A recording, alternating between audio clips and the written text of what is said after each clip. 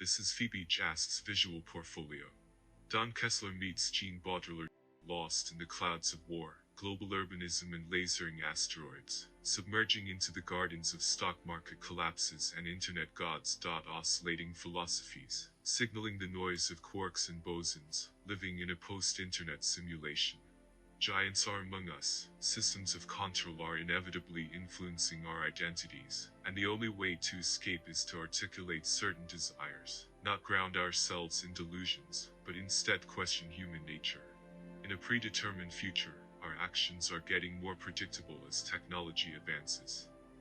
In this modern age, everything appears to revolve around us, including our very own brains, which now seem to exist outside of us, floating in the countless Hertzian ramifications of waves and circuits.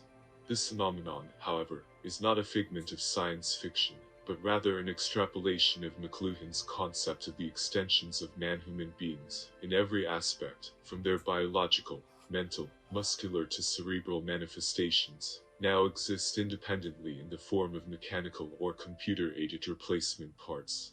McLuhan, optimistic as ever, views this as a positive expansion of human potential through media, yet this sanguine outlook belies the reality.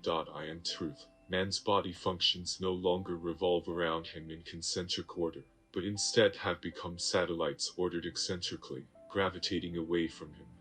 Man himself, in view of this orbital extraversion of his own technologies, finds himself in a position of exorbitation and eccentricity, a mere satellite in relation to the satellites he has created and put into orbit. Not just the functions of man's body, but also the higher functions of our societies, such as loan, finance, the technosphere, and communications, have become satellites in an inaccessible space, abandoning everything else to go to rack and ruin.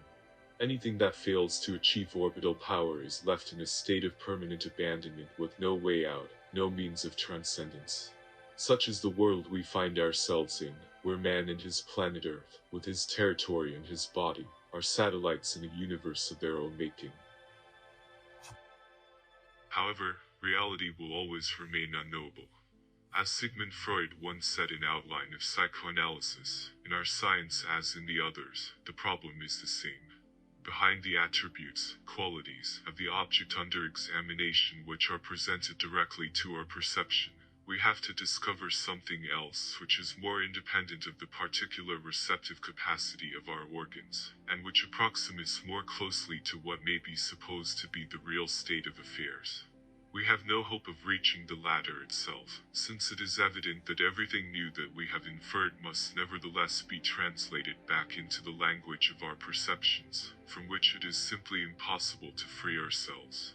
But herein lies the very nature and limitation of our science. Reality will always remain unknowable. Artificial intelligence, AI, is not an objective, universal, or neutral computational technique that makes determinations without human direction, says the Atlas of AI. Instead, AI systems are embedded in social, political, cultural, and economic worlds, shaped by humans, institutions, and imperatives that determine what they do and how they do it.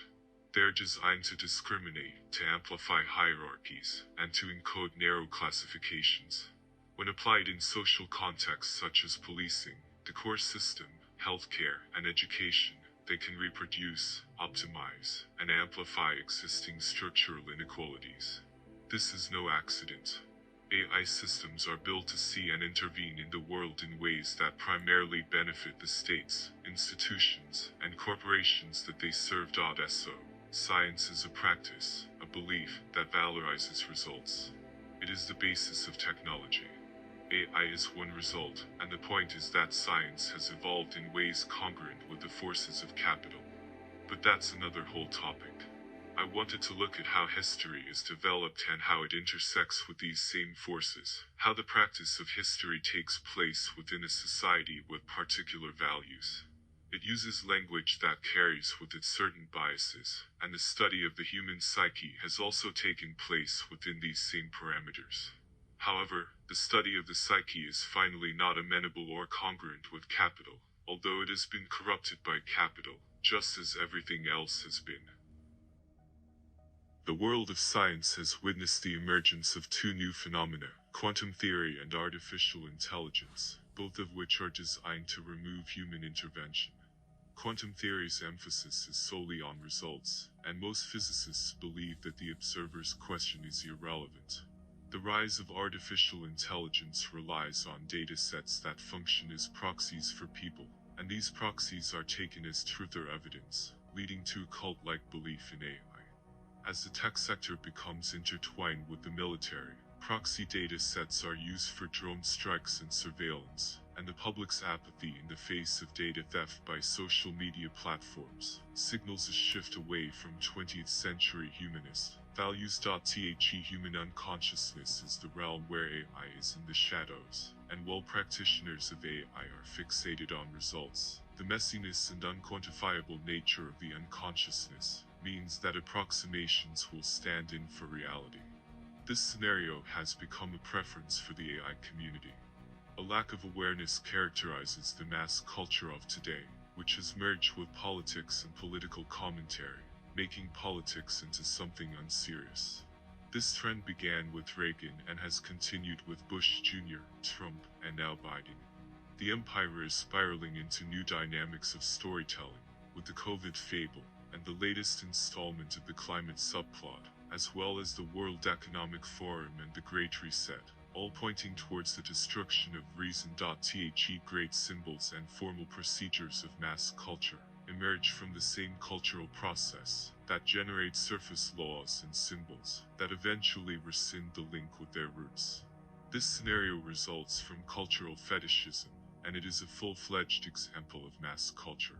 The community of quantum physicists, including those working with the Hadron Collider, is the allegorical representation of the story of 21st century physics and the denouement of the Enlightenment.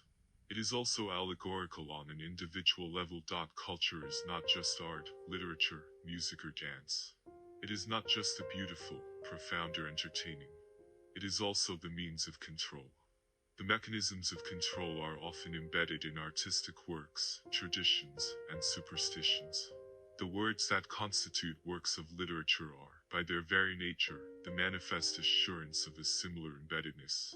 Social actions are always embedded in systems of public signification, even by their makers, while the consequences of those actions are often misunderstood, misinterpreted, or ignored by the public. Hy are ignorant of the consequences of nuclear war, which is a signature void of their indifference. This lack of concern has been developing for decades. However, the public is manipulated into hysterical outrages at pure fictions of Madison Avenue. Politicians in Europe wearing "Fuck Putin" t-shirts to work in government offices, or indignation at one or another woke trigger, are just a few examples. The public is outraged by these trivial matters, yet they show little concern for the over 200 death sentences that have been overturned by the Innocence Project, based on DNA evidence. These were men sentenced to die by the state. Fluidity of moral signposts is a defining characteristic of the postmodern capitalist world. The progress of productive techniques has come at the expense of production according to need. The new processes themselves come to dominate, and need adapts itself to them. The progress is inherent in the productive process itself, regardless of what it reproduces. Digital electronic media has multiplied this tendency of adaptation to new technology 1,000-fold.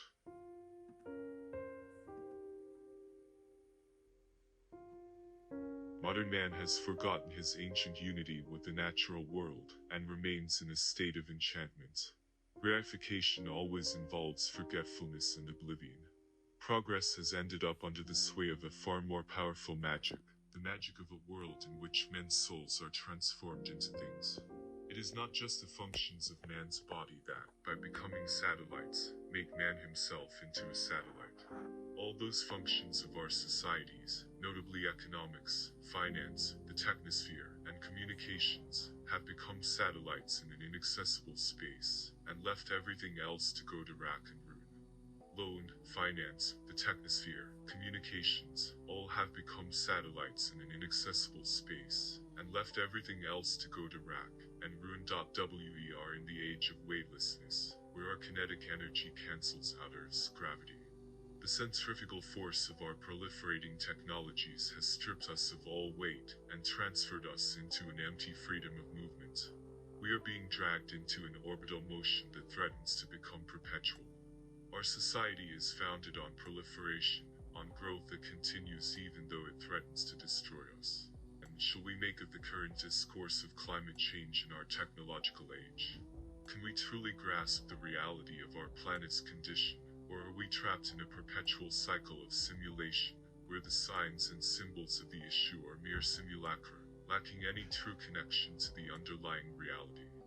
Can we trust in the technology that has led us here to save us from our own destruction, or will it be yet another simulacrum, merely exchanging in itself, without reference to the real world like the army with its simulators? We too have become adept at reforming our world into a reflection of our desires and ideologies.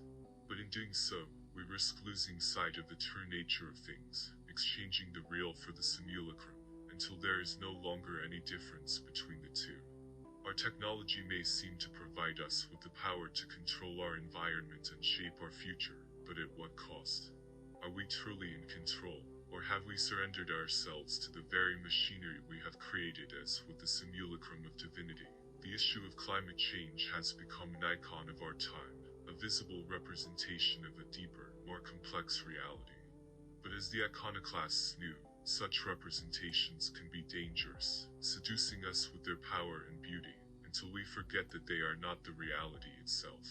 We must resist the temptation to see the signs of climate change as mere reflections of our own desires and fears, and instead strive to understand the true nature of the problem. In the end, it is not enough to simply exchange one simulacrum for another, to replace fossil fuels with renewable energy, without addressing the underlying issues of our technological society.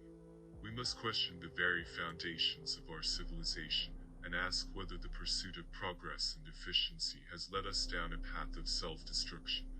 Only then can we hope to find a way out of this cycle of simulation, and return to a true connection with the world around us.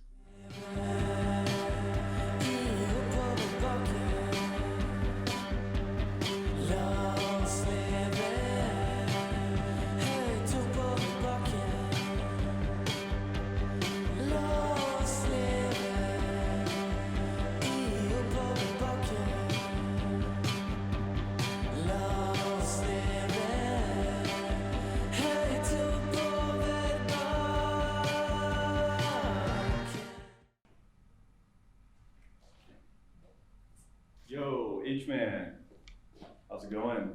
Yeah, have you seen Fleur? No, I haven't seen her. Okay, cool, because we're supposed to be doing a presentation here in a bit. No, I'm not sure where she got. Cool, how is everything? Yeah, everything's alright. We good. You guys look busy. Yeah. Oh, new beam codes, huh? Yeah, we're finding out new frequencies for 480 frequency. I didn't know that was approved. Nah, we're working on it. Nothing's set in stone right now. Okay. So Okay. Well, you look busy. I'll see you later. yeah, man. Take care.